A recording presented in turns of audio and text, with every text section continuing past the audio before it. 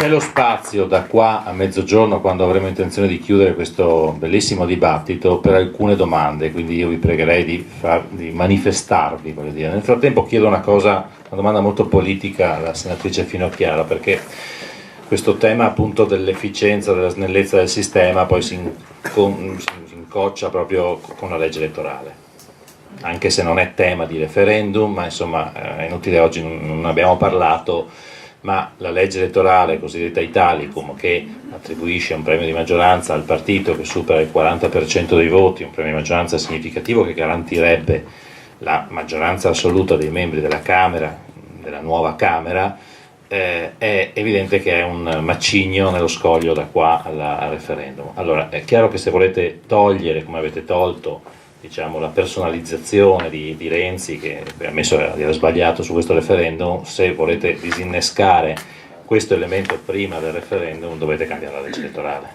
In questo senso voglio capire che intenzioni avete.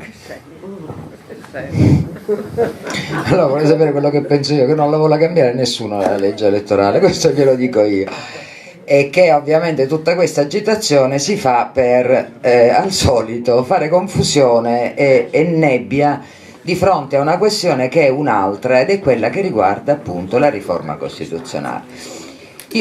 Ma sapete perché ve lo dico? Un poco sulla base dell'esperienza, un poco sulla base dell'osservazione della realtà. Mi ha fatto molto bene avere oggi il professore Bertolissi qui, perché è stato un sano richiamo a raccontare le cose come le vediamo ogni giorno. Io ricordo che nella XV legislatura si discusse vanamente della riforma costituzionale con la cosiddetta bozza Violante, la quale bozza Violante, udite udite, pensava che il Senato dovesse esserci una rappresentanza delle istituzioni territoriali eletto di secondo grado, che bisognasse levargli il voto di fiducia e la competenza paritaria. Vigeva il Porcellum. Resoconto parlamentare.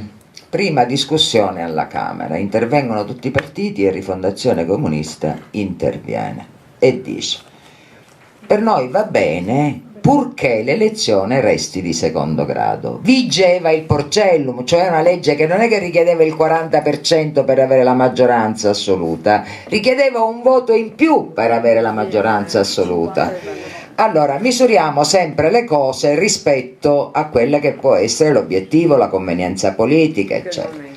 Secondo me non la vuole cambiare nessuno la legge elettorale, non la vuole cambiare Forza Italia, perché gli serve dire che non la vuole cambiare fino al referendum, poi dopo la vorrà cambiare, ma fino al referendum non la vogliono cambiare, perché se no gli casca il giochino, cui anche lei è alluso, e adesso io entrerò nel merito, che c'è il combinato disposto della riforma costituzionale e della legge elettorale. Io non condivido l'argomento, anzi vi dico di più, non lo capisco e ora vi spiego perché.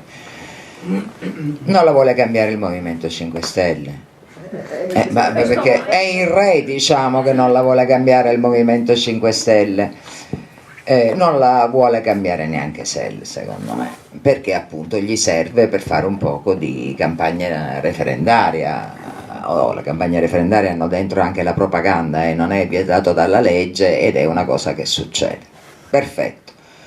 Dopodiché io, se fossi il segretario del mio partito e il presidente del Consiglio, quindi una duplice difficoltà, diciamo, mi aspetta, li metterei con le spalle al muro. Li metterei intorno a un tavolo e gli direi: questa è la proposta, la vostra qual è? Andiamo a vedere. Perché mi pare che almeno sfrondiamo un poco questa campagna elettorale da un poco di strumentalismi. Dopodiché si deve cambiare la legge elettorale, ma ci mancherebbe altro. La legge elettorale disegna, scrive, connette il primo nodo della democrazia rappresentativa, quindi se non va bene a tante forze politiche che pure l'hanno votata, ma questo è un altro paio di maniche, che si può cambiare idea nella vita, talvolta un po' repentinamente, in maniera un po' sospetta, ma si cambia idea, la ridiscutiamo. Ma francamente non capisco perché una legge elettorale, che peraltro prevede un voto di maggioranza per il partito che abbia avuto il 40%, il partito che ha avuto, non la coalizione, il partito. Le coalizioni abbiamo tentato di evitarle, dato le pessime prove che hanno dato nell'ultimo decennio.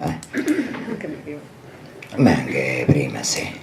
A proposito di volatilità degli esecutivi, di instabilità dei governi, eccetera. Gli dà 340.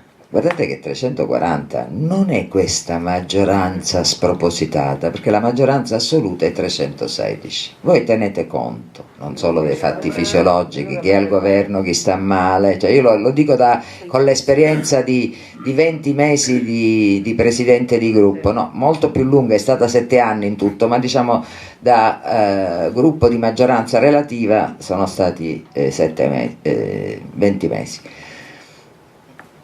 E poi ci sono i voti segreti.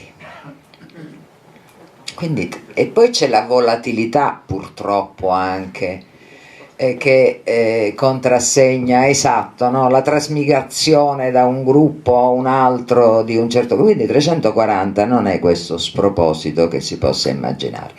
In un sistema che non è vero che è stato squilibrato, perché si dice, siccome si è squilibrato il sistema, ora il governo è più forte, con questa legge elettorale ha una maggioranza per cui si può eleggere da solo il presidente. Non è vero, non è vero.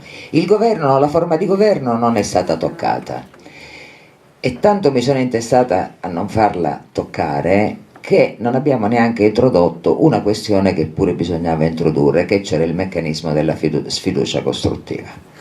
Non abbiamo toccato il sistema delle garanzie, a differenza della bicamerale D'Alema non abbiamo toccato la magistratura. Abbiamo addirittura enfatizzato i poteri della Corte Costituzionale, che viene eletta 3 componenti alla Camera e 2 giustamente dal Senato, come anche in altri paesi che hanno questo sistema di Camera delle Autonomie, avviene così, e abbiamo previsto addirittura il sindacato preventivo della Corte Costituzionale sulle leggi elettorali. Il Senato in sé è un contrappeso al governo nazionale, per le cose che abbiamo detto, se riusciremo a farlo vivere come vogliamo, perché rappresenta le istituzioni territoriali, perché ha compiti di controllo, perché non c'è il vincolo della fiducia, io mi auguro perché è organizzato per voto regionale e non per voto politico. Però la vogliamo cambiare, cambiamola. Io una cosa di questa legge elettorale non apprezzo, sono le multicandidature. Io avevo previsto, ma non ce l'ho fatta, perché la legge è transazione e quindi deve arrivare a un compromesso, che ci fosse un meccanismo per cui il capo del partito, perché l'hanno voluto i partiti piccoli questo, le multicandidature, tanto per essere chiari, non le ha volute il PD, l'hanno volute i partiti piccoli per drenare voti, ovviamente, e Berlusconi, che ha ceduto sul ballottaggio perché c'erano le multicandidature, per saperlo, perché era in crisi di leadership nel suo partito, quindi aveva bisogno di affermarsi in un gran numero di collegi. Io pensavo che si potesse correggere così. Tu, Matteo Renzi, ti candidi in 10 collegi, quando devi scegliere non è che fai eleggere l'amico tuo e quindi ti rinunci, diciamo, no, devi rispettare la volontà degli elettori. E allora devi scegliere il collegio nel quale il primo dei non eletti del tuo partito ha avuto il quorum più basso rispetto agli altri, così rispetti il voto degli elettori e allo stesso tempo mantieni questo meccanismo. Vogliamo incidere su questo? Vogliamo incidere sul ballottaggio?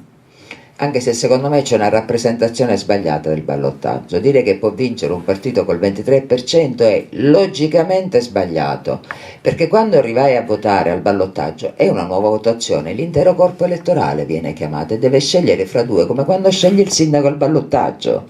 Ma lo vogliamo cambiare? Cambiamo il ballottaggio.